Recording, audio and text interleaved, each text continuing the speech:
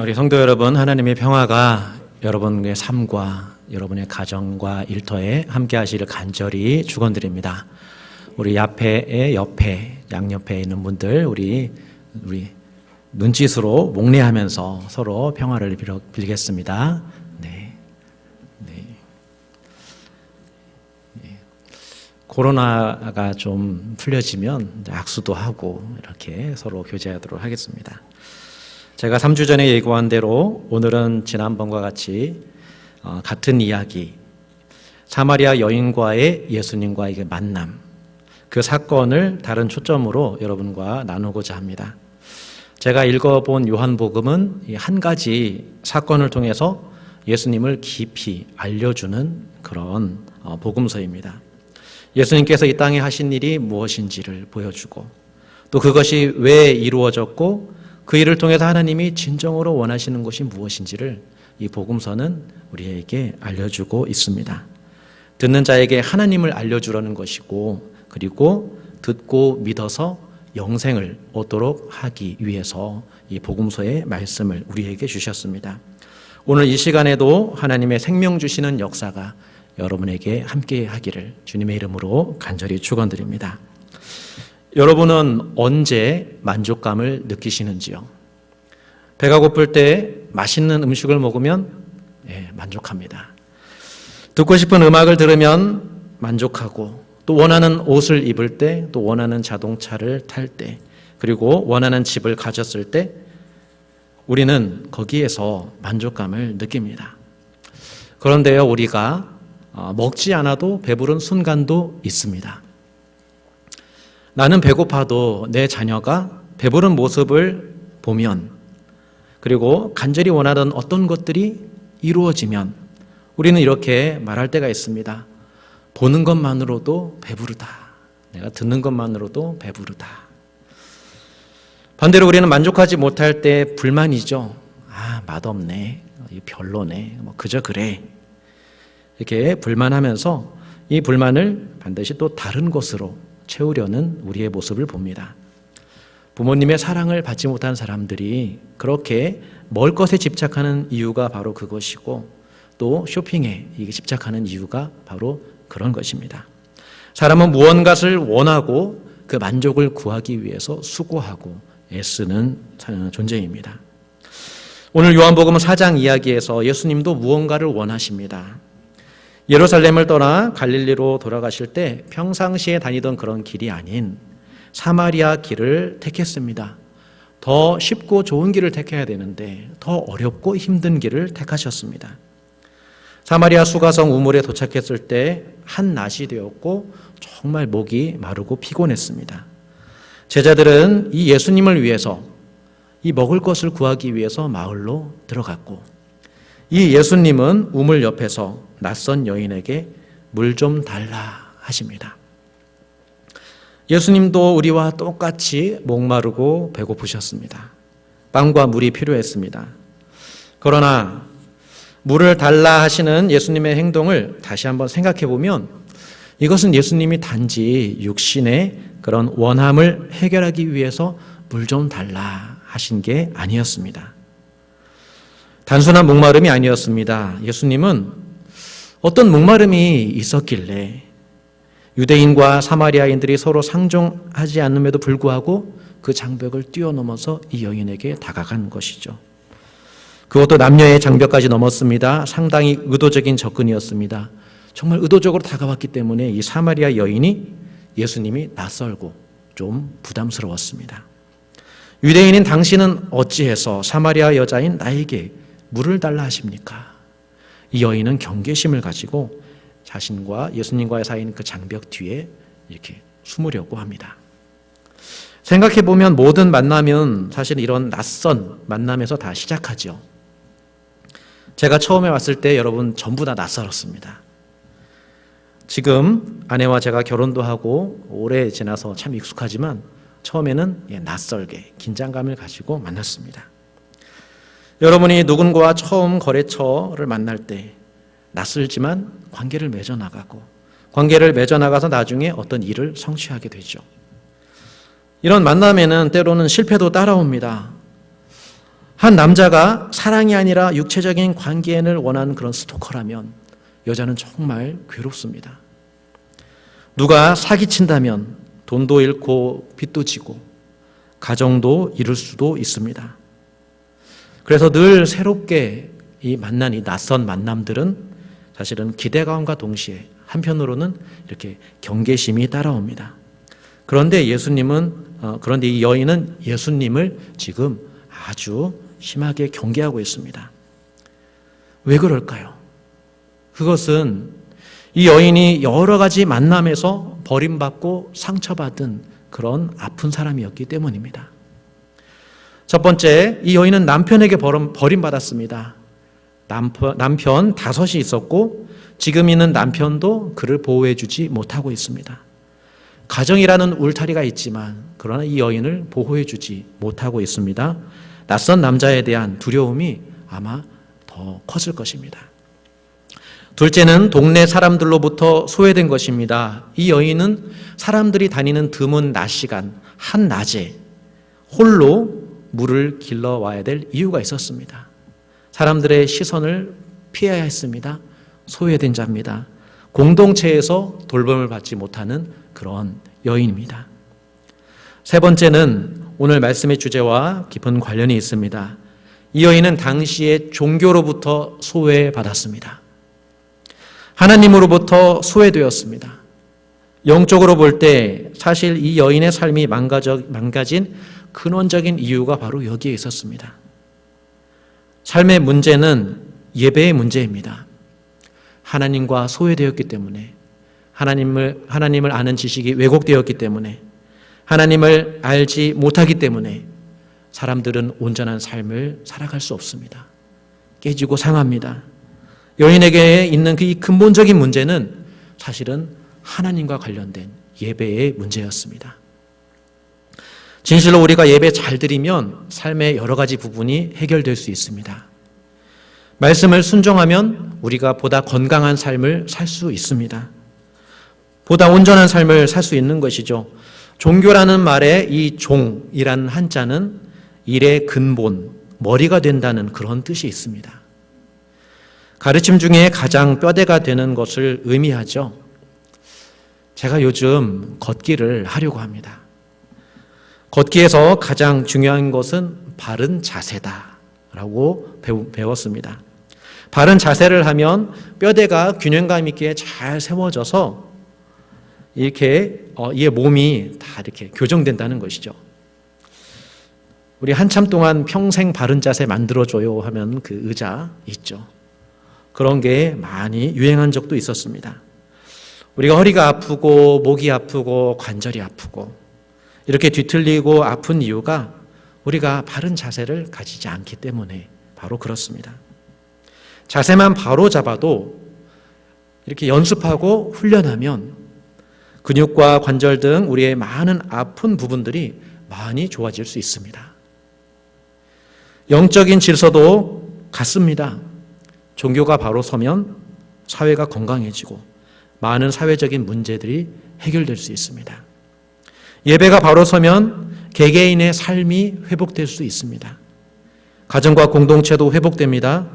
그런데 이 여인의 삶을 둘러싼 그 고통은 바로 이 예배의 문제, 하나님과의 바른 관계, 여기에서 막혔기 때문에 가정에서도 공동체에서도 이런 아픔을 겪고 있습니다.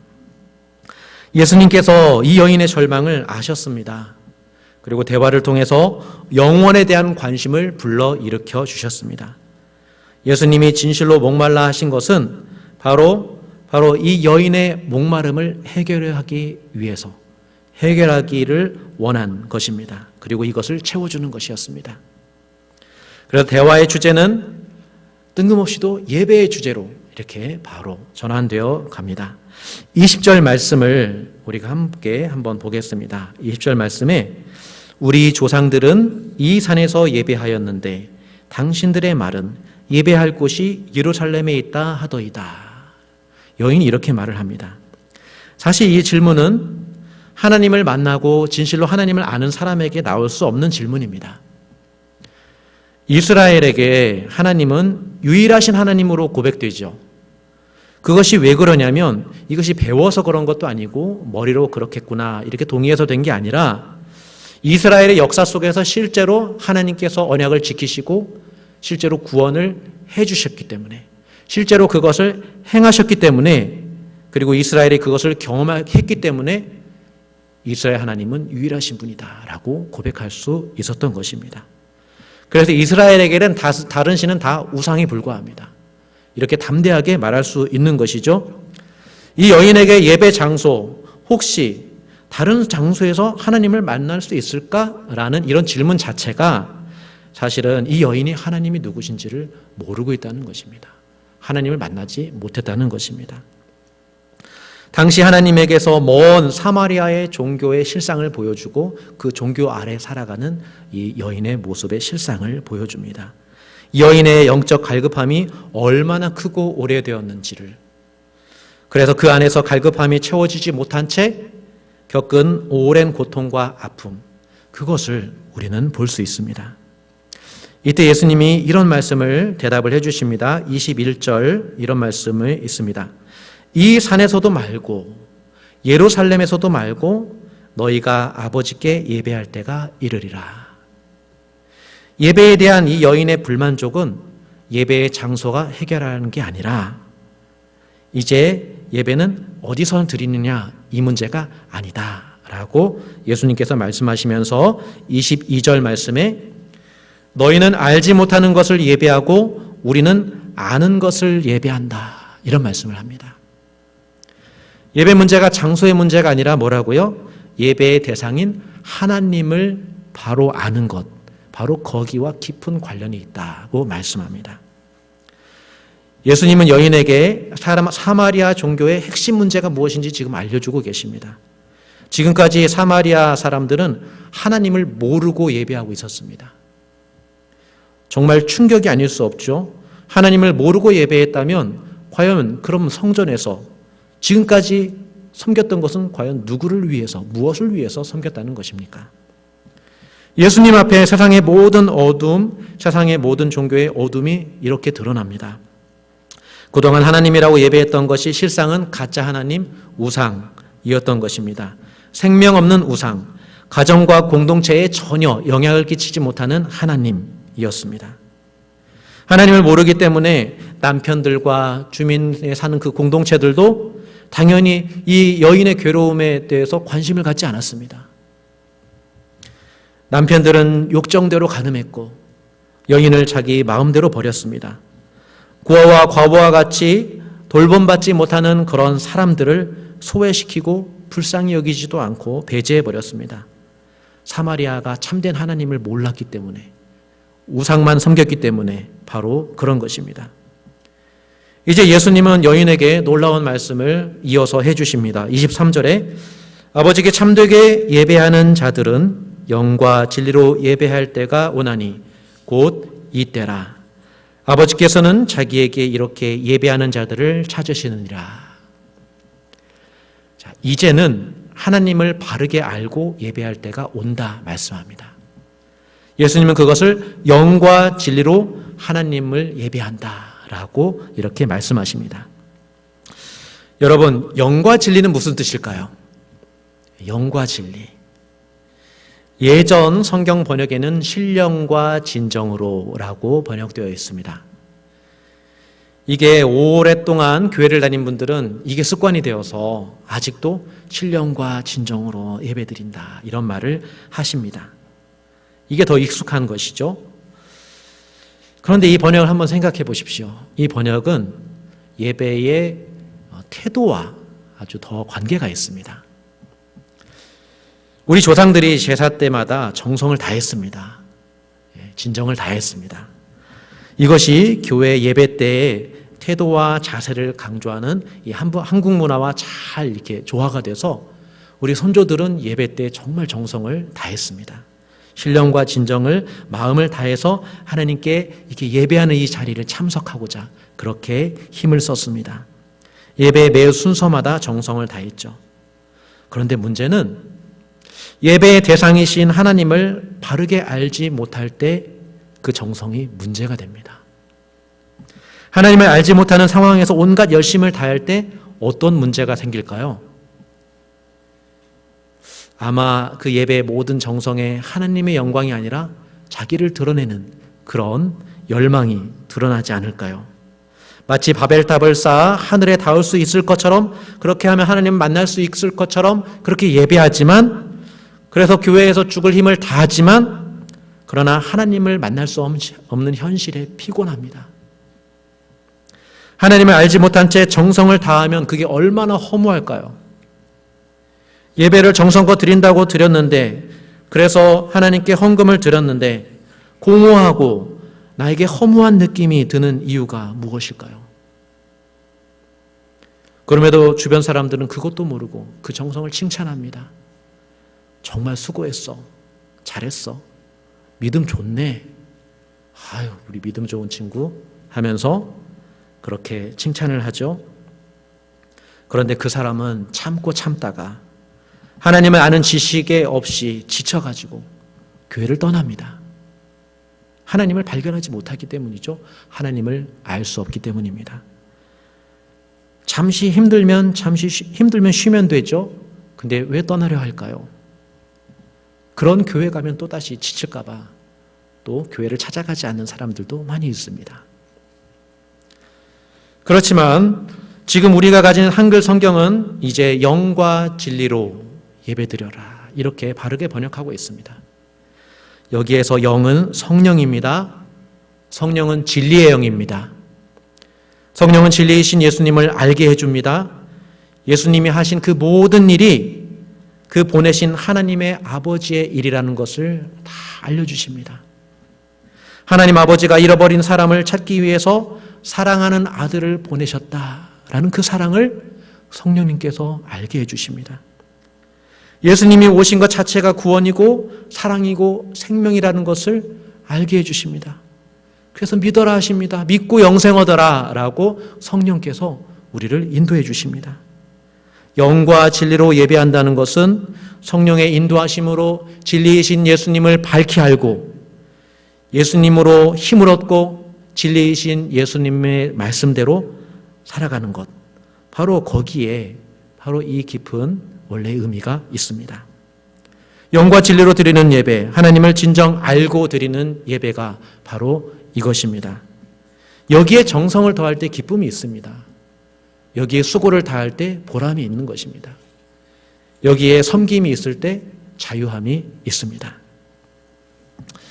예수님이 사마리아 여인을 왜 만나려 했을까요? 예수님이 간절히 원하는 것은 이 여인의 영적 갈급함을 채워서 예배자로 회복시키기 위함입니다. 만나서 자기를 찾으시는 하나님이 누구신지를 알려주고 진정한 예배자로 회복시키기 위함입니다. 망가진 삶을 바로잡기 위해서는 바로 여기에서 시작해야 됩니다. 바로 여기에서 달라져야 합니다. 예수님은 이 일을 하기 위해서 이 땅에 오셨고 여인을 만나셨습니다. 여인도 그렇게 되기를 간절히 원했습니다. 25절에 여자가 이르되 메시아 곧 그리스도라 하는 이가 오실 줄을 내가 아노니 그가 오시면 모든 것을 우리에게 알려주시리이다. 여인이 누구를 기다렸습니까? 메시아 그리스도를 기다렸습니다. 왜요?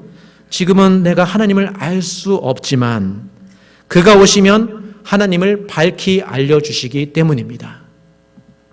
그가 오시면 예배를 드릴 수 있다는 것입니다.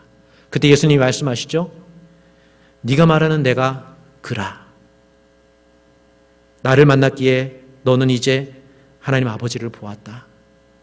나를 만났기에 너는 이제 모르는 하나님이 아니라 너를 찾기 위해 아들을 보내신 하나님을 알았다.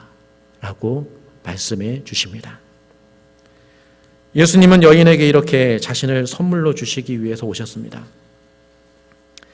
사마리아 여인이 예수님을 만나고 새롭게 알게 된 하나님은 자신을 버리신 하나님이 아니셨습니다. 아들 예수를 육신으로 보내어 수많은 장벽을 넘어 자신을 찾아오신 하나님으로 바로 알게 되었습니다. 배고프고 목마른 육체로 낮은 자의 자리로 오신 그런 하나님의 아들을 만났습니다. 잃은 자를 찾기 위해서 성전 안에 앉아 계시는 하나님이 아니라 육신이 되어서 성전 밖으로 나오신 하나님, 죄인을 위하여 죄 없으심에도 친히 십자가를 지시고 대속해 주신 하나님을 알게 됩니다. 이 여인의 갈급함이 채워지죠. 이 여인의 예배가 달라졌을까요? 하나님을 바르게 알고 여인의 삶이 달라졌을까요? 예수님을 만나면 달라집니다. 여러분도 회복될 수 있습니다. 예수님의 갈급함 채워졌을까요? 이 여인을 향한 예수님의 갈급함, 배고픔, 그 문제가 어떻게 해결되었을까? 제자들이 양식을 들고 예수님께 돌아왔습니다. 선생님, 잡수세요. 그때 예수님은 이렇게 말씀합니다. 32절 말씀에 나는 너희가 알지 못하는 먹을 양식이 있다. 34절에 나를 보내신 이의 뜻을 행하여 그의 일을 온전히 이루는 이것이니라. 여인을 만나고 여인의 갈급함을 채워주고 하나님의 일을 다 행한 후에 예수님이 이렇게 말씀합니다. 나는 빵 안 먹어도 배부르다. 예수님은 만족한다 라고 말씀하십니다. 사랑하는 성도 여러분, 하나님은 여러분들이 예수님을 만나 영과 진리로 예배하기를 원하십니다. 하나님이 모른 채로 고통받아서 그 고통 그대로 방치하기를 원하시지 않습니다. 성령께서 인도하시기를 원하십니다. 예수님을 밝히 알기를 원하십니다. 예수님을 알고 여러분이 진정한 예배를 드리시기를 원하십니다. 그래서 여러분이 회복되기를 원합니다. 여러분들이 건강해지기를 원하십니다. 사마리아 여인이 예수님을 만나고 어떤 예배자로 세워졌을지 한번 상상해 보셨으면 좋을 것 같습니다.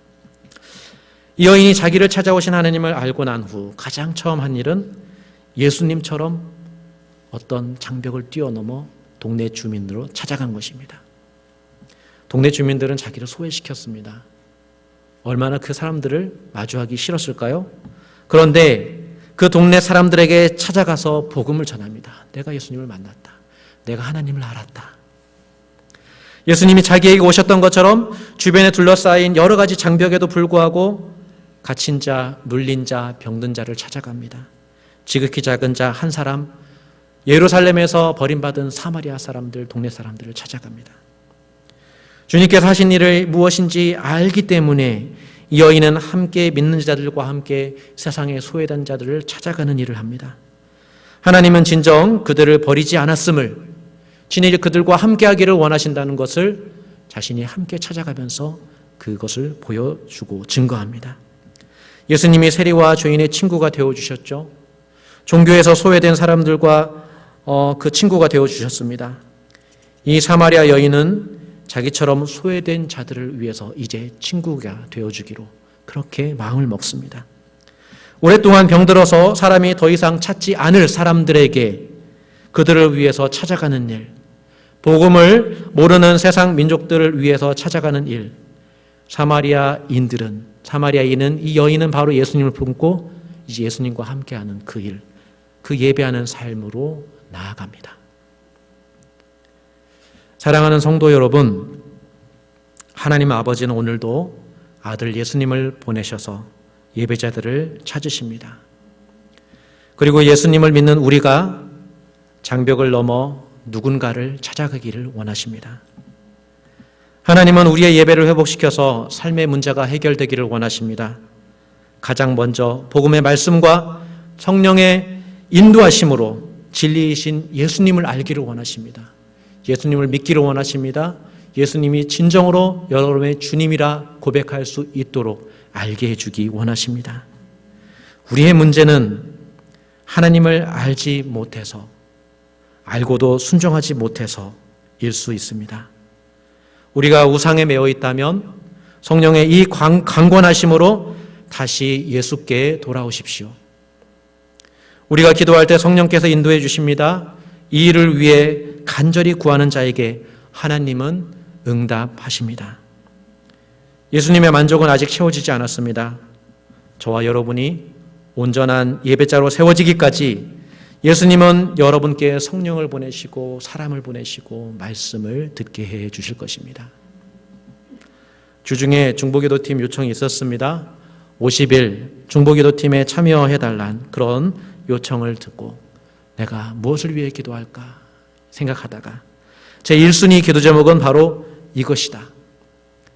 우리 성도가 예수님을 만나고 하나님의 아는 예배자로 세워지는 것, 그래서 삶이 온전한 방향으로 회복되어지고 가정과 일터에서 예수님을 아는 사람으로 세워지고 진정한 예배자로 살아가도록 돕는 것, 기도로 돕고 말씀으로 돕고 내가 할 수 있는 일을 하는 것, 바로 그 일을 위해서 나는 개인 기도 제목으로 삼았습니다. 이 일은 장소의 문제가 아닙니다. 온라인으로 참여할 수 있는 성도님들도 어디서든지 할 수 있습니다. 기도할 수 있습니다. 팀에 참여하든 그렇지 않든 이 일에 여러분도 함께 마음을 모은다면 우리 교회가 예수님을 바로 알고 예수님을 바로 예배하는 그런 교회로 회복될 줄로 믿습니다. 이것이 우리 주님을 만족해 하는 우리의 작은 몸짓이 될 수 있습니다. 우리 함께 기도하겠습니다. 살아계신 하나님, 말씀을 통해 주님이 원하시는 것, 주님의 만족을 알게 하시니 감사합니다. 주님의 만족하심은 아버지의 뜻을 행하며 아버지의 뜻은 우리가 아들을 통해 예배자로 세워지는 일입니다. 주님의 만족도 모두 우리를 위한 것입니다. 주님, 우리가 이 은혜를 받아 누리게 하여 주시옵소서. 지금 우리가 간구할 때 성령을 충만하게 부어주시고 진리이신 예수님을 만나게 하여 주시고 주님을 만나 하나님을 아는 예배자로 모두 다 세워 주시옵소서. 감사드리며 예수님의 이름으로 기도드립니다. 아멘.